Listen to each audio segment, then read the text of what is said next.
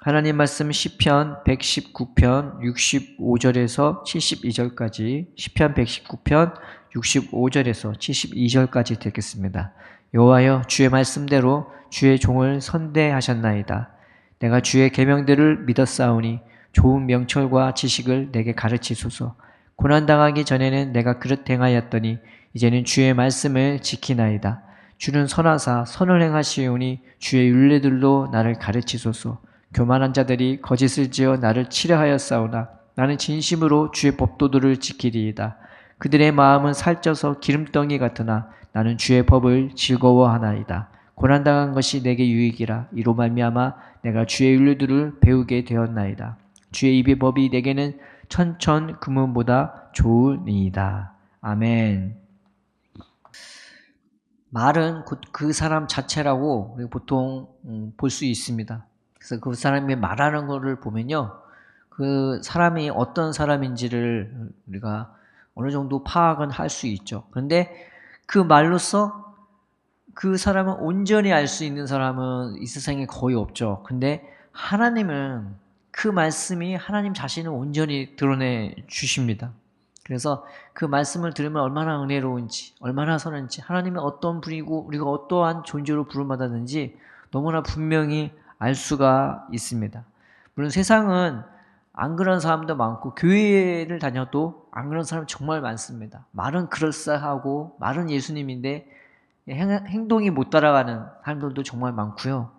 반대로 교회 뭐 아니고 바뀌고 그걸 떠나서 말은 정말 청산유수 같은데 이 속에는 거짓된 사람이, 사기심이 가득한 사람이 너무나 또 종종 발견할 수 있습니다. 말만 좋아요. 그런데 속은 전혀 다른 사람을 배려하거나 생각하는 그런 것이 없고 오히려 다른 사람을 업신여기거나 아니면 다른 사람을 이용해 먹으려고 하거나, 그러니까 입만 좋은 사람이 완전 반대인 사람도 있는 것입니다.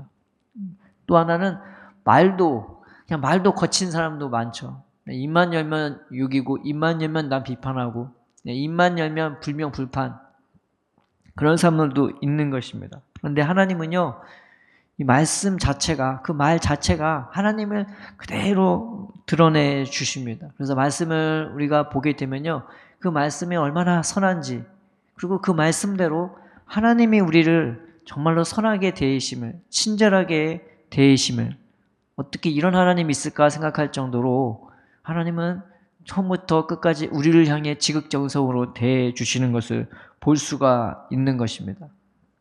그래서 66절에 65절의 말씀이 바로 그 말씀인 것입니다. 주의 말씀대로 주의 종을 선대하시나이다. 그리고 66절에 내가 주의 계명을 믿었사오니 좋은 명철과 지식을 내게 가르치소서. 이 명철이란 말이 통찰력이라는 것이고요. 그 다음에 지식이라는 말이 이해력이라는 말입니다. 그러니까 하나님을 알면 할수록, 그 하나님을 우리가 새롭게 보면 볼수록 그 하나님이 너무나 좋을 수밖에 없는 거예요. 그래서 하나님 성경 볼 때 내 눈을 열어달라고, 우리가 하나님 내 마음을 열어주세요. 하나님 말씀을 볼 때 하나님이 어떤 하나님인지 내가 보고 듣게 해달라고 우리가 하나님 앞에 기도해야 되는 것입니다. 그런데 그게 안 보이면요, 하나님 말씀이 졸리거나 아니면 하나님 말씀이 율법적으로만 보이는 거예요. 뭐만 보이냐면은 내가 뭘 해야 되는 것만 보여요. 그런데 은혜는 그게 아닙니다. 정말 하나님의 말씀을 우리가 볼 수 있고 이해하게 되면요, 내가 뭘 하는 게 보이는 것이 아니라 하나님이 나를 위해 무엇을 하셨는지가 그냥 그게 보이게 돼요. 먼저 보이게 돼요. 하나님은 한 번도 이스라엘 백성에게 네가 먼저 뭘 해라 말고 말한 적이 거의 없으십니다. 성경을 잘 보세요. 주님이 이스라엘을 위해서 일하시고 구원해 주시고 그들을 하루하루 인도해 주시면서 하나님의 어떤 분이신 것을 확실한 증거로 보여주신 다음에 하나님은 말씀하시기 시작했어요. 그래서 이를 행하는 여호와, 그것을 지어 성취하는 여호와, 그 이름은 여호와라 하는 자가 이르노라 라고 말하고 있는 것입니다.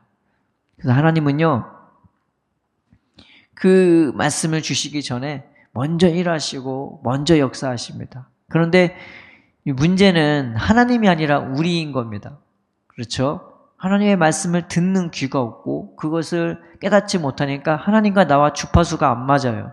그래서 광야 40년이 있는 거죠. 67절에 보면은 고난당하기 전에는 내가 그릇 행하였더니 이제는 주의 말씀을 지키나이다. 이 말씀을 들어도 이게 뭔지를 잘 모를 때가 많아요. 아, 그냥 그런가 보다라고 하는데, 이 하나님의 말씀을 우리가 깨닫기 시작하면요, 이 말씀이 너무나 좋은 거죠. 근데 잘 못 깨닫는 이유가 내 마음속에 세상 것이 가득 차 있고, 하나님을 믿긴 믿는데 여전히 세상 것이 섞여 있거나 예전의 성질이 섞여 있거나, 이제 그러면은 하나님 말씀이 내 안에서 말씀이 되지를 못하는 거예요. 은혜가 되지 못하고 능력이 되지 못하고 기쁨이 되지 못하고 보배가 되지 못하는 것입니다. 그래서 이 징벌이라는 걸 우리가 당하는 것입니다. 하나님께. 하나님이 이스라엘을 애굽에서 끄집어낼 때는 애굽을 치셨어요. 그런데 애굽에서 그들을 끄집어낸 다음에 그들이 하나님과 이제 계약을 맺은 다음에는요, 하나님이 이스라엘을 치기 시작해요. 하나님의 말씀이 뭔지를 정확하게 이해를 못했단 말이에요. 이해력이 없고 통찰력이 없었어요. 그저 하나님 믿으면은 잘 먹고 잘 사는 그것만 생각했어요. 근데 하나님이 원했던 거는 그게 그들에게 주시려고 했던 거는 그런 것이 아니었어요. 말씀을 잘 보면 하나님은 자기 자신부터 내어주셨습니다.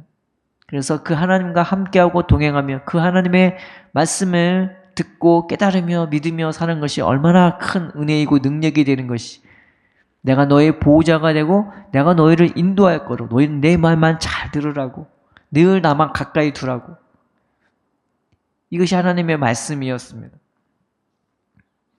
그런데 그들이 이 말씀에서 못 믿고 안 믿고 이상한 것만 구하고 하나님과 반대되는 행동을 했을 때 하나님의 광야 40년을 통해서 그들을 낮추시기 시작했죠. 그래서 신명기 8장 2절 6절에서 그리고 16절까지 이런 말씀이 있는 것입니다. 신명기 8장 2절에서 6절입니다. 내 하나님 여호와께서 이 40년 동안에 내게 광야길을 걷게 하신 것을 기억하라. 이는 너를 낮추시며 너를 시험하사 네 마음이 어떠한지 그 명령을 지키는지 지키지 않는지 알려 하심이라. 너를 낮추시며 너를 줄이게 하시며 또 너를 알지 못하며 내 조상들도 알지 못하던 만나를 내게 먹이신 것은 사람이 떡으로만 사는 것이 아니요 여호와의 입에서 나오는 모든 말씀으로 사는 줄을 내게 알게 하려 하심이라. 이 40년 동안에 내 의복이 헤어지지 아니하였고 내 발이 부르트지 아니하였느니라. 너는 사람이 그 아들을 징계함 같이 내 하나님 여호와께서 너를 징계하신 줄 마음에 생각하고 내 하나님 여호와의 명령을 지켜 그의 길을 따라가며 그를 경외할지니라. 그리고 16절에 이 말씀이 있습니다. 내 조상들도 알지 못하던 만나를 광야에서 내게 먹이셨나니 이는 다 너를 낮추시며 너를 시험하사 마침내 내게 복을 주려 하심이니라. 이 말씀이 있고요. 잠언서 3장에 이 말씀이 있습니다. 11절부터 14절까지 내 아들아 여호와의 징계를 경히 여기지 말라. 그 꾸지람을 싫어하지 말라. 대저 여호와께서 그 사랑하시는 자를 징계하시기를 마치 아비가 그 기뻐하는 아들을 징계한 같이 하시느니라. 그래서 하나님이 이 이스라엘 백성을 징계하시듯이 우리를 징계하시는 것입니다. 내 마음과 생각에 세상으로 향한 그 허망한 생각들을 다 내버리게 해주시고, 그리고 하나님으로 살 수 있게끔, 하나님을 바라보게 하게끔 하나님이 인도해 주시는 삶을 살 수 있게끔 우리의 마음을 돌이켜 주시는 것을, 우리를 낮추시는 것이, 우리 안에는 교만이 가득하고 우리 안에 있는 거짓된 것들이 가득하고 허망한 것들이 차면요, 하나님이 아무리 말을 해도 그 말씀이 우리 안에 들어오지를 못하는 거예요. 또 하나님이 아무리 말을 해도 깨닫지를 못하니까 자꾸 그걸 통해서 내가 생각하고 싶은 거를 생각해버리고 내가 꿈꾸고 싶은 거를 꿈꿔버려요. 하나님이 꿈꾸는 세상을 꿈꾸는 것이 아니라 내 육적인 꿈, 내 육적인 욕심만 이루려고 하나님의 말씀을 그렇게 변형해서 듣기도 하는 것입니다. 그래서 징계가 필요했어요. 그래서 고난을 주신 것은 이게 하나님의 은혜인 것입니다.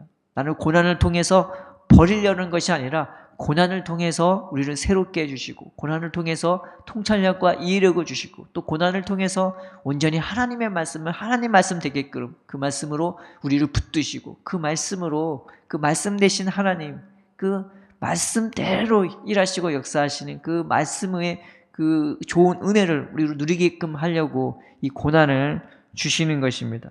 그래서 하나님 안에서는 이 고난조차, 이 징계조차 은혜로운 것입니다. 좋은 것입니다.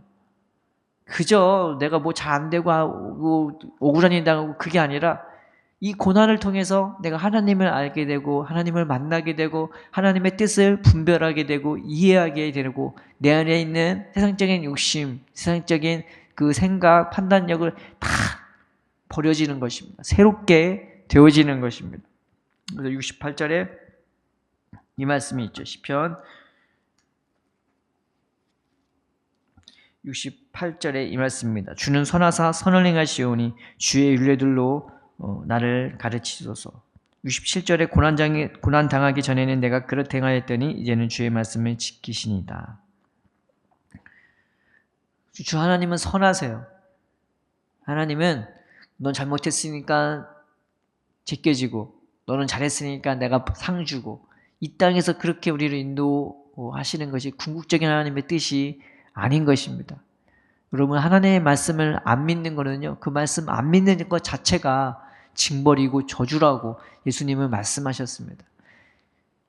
우리가 이 세상에서 고난을 당하는 이유가 뭐 여러 가지가 있겠지만 제일 궁극적으로는 그 하나님의 말씀에 귀를 기울이게끔 하기, 하나님을 깨닫기 위해 하나님의 은혜와 사랑을 깨닫도록 하기 위해 이 고난을 허락해 주신 것입니다. 그래서 이 고난을 통해서 우리가 하나님 말씀을 배우고 하나님을 배우고 또 이 고난을 통해서 하나님이 얼마나 선하신지, 그래서 고난 자체도 값져요. 그 은혜를 받게 되면요, 설사 내가 연약하고 부족하고 미련해서 받는 그 고난이라도 그 고난 자체도 귀한 것입니다.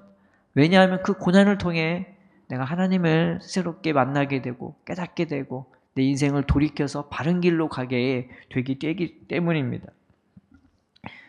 그렇다고 해서 세상에 거짓된 자들과 교만한 자들이 끊어지는 것은 아니고 또 나를 향한 세상적인 그 사람들의 교만과 거짓됨이 나를 공격하거나 나를 유혹하는 것이 끊어지는 것이 아닙니다.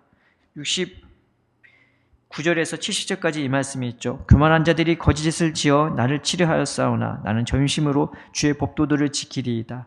그들의 마음은 살쪄서 기름덩이 같으나 나는 주의 법을 즐거워하나이다. 고난당한 것이 내게 유익이라 이로 말미암아 내가 주의 윤리들을 배우게 되었습니다. 그냥 은혜롭게 살고 싶은데, 그냥 평안히 살고 싶은데, 근데 하나님은요 우리를 오실 속의 화초로 부르신 것이 아닙니다. 이 험악한 세상 가운데서조차 주님을 사랑하고 주님의 뜻대로 살도록, 사람들은 이해하지 못하나 우리가 그렇게 살도록 부름받은 존재들입니다. 그래서 이 고난을 보면요, 고난을 통해서 내가 돌이키기도 하지만 이 고난을 통해서 내가 하나님만 더 의지하도록 만들어지기도 하고, 또 이 고난을 통해서도 내가 하나님의 어떠하심을 드러낼 수 있는 도구가 되기도 하는 것입니다. 고난을 통해 내가 더 강해지고 고난을 통해서 하나님의 일을 더 잘할 수 있는 거죠. 그냥 편하고 안락한 상황 가운데서도 복음을 증거한 것도 복이겠지만 더 큰 은혜와 복은 고난 가운데서 더 하나님의 나라가 증거된다는 것입니다. 예수님이 십자가를 통해서 그 심령의 천국이 어떤 것인지, 참된 하나님 나라의 고상함이 어떤 것인지를 분명히 드러냈고요.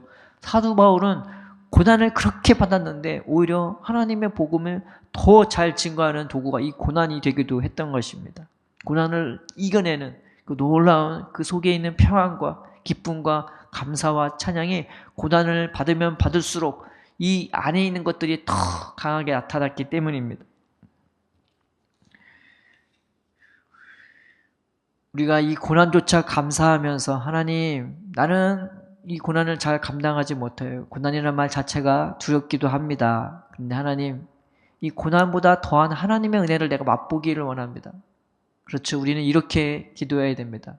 우리는 주님이 함께 하시고 도와주지 않으면요, 이 고난조차 그냥 듣기조차 거북한 단어 아닙니까?